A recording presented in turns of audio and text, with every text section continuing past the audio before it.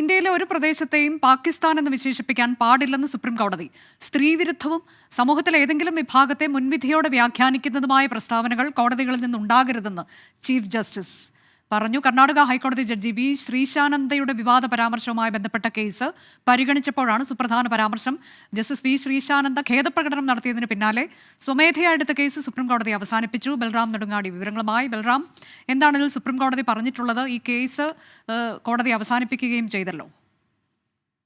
അനുജ, കർണാടക ഹൈക്കോടതി judge V ശ്രീശാനന്ദൻ നടത്തിയ വിവാദ പരാമർശവുമായി ബന്ധപ്പെട്ട് സ്വമേധയാ എടുത്ത കേസ് സുപ്രീം കോടതി അവസാനിപ്പിച്ചിരിക്കുകയാണ്.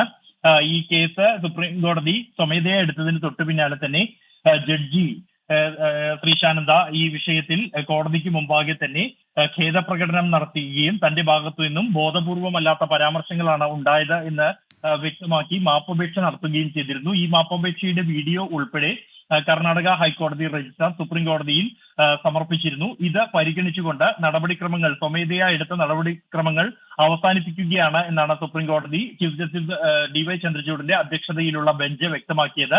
അതേസമയം കോടതികൾ ജാഗ്രത പാലിക്കണം എന്ന നിർദ്ദേശവും സുപ്രീം കോടതി മുന്നോട്ട് വച്ചിരിക്കുന്നു. സ്ത്രീ വിരുദ്ധമോ സമൂഹത്തിലെ ഏതെങ്കിലും വിഭാഗത്തെ മുൻവിധിയോടെ വ്യാഖ്യാനിക്കാവുന്ന തരത്തിലുള്ള അഭിപ്രായ പ്രകടനങ്ങൾ കോടതിയുടെ ഭാഗത്തു നിന്നും ഉണ്ടാകരുത് എന്ന് സുപ്രീം കോടതി വ്യക്തമാക്കിയിരിക്കുന്നു. ഒപ്പം തന്നെ ഇന്ത്യയുടെ ഒരു പ്രദേശത്തെയും പാകിസ്ഥാൻ എന്ന് വിളിക്കാൻ പാടില്ല എന്നും ചീഫ് ജസ്റ്റിസ് DY ചന്ദ്രചൂഡ് വ്യക്തമാക്കിയിരിക്കുകയാണ്.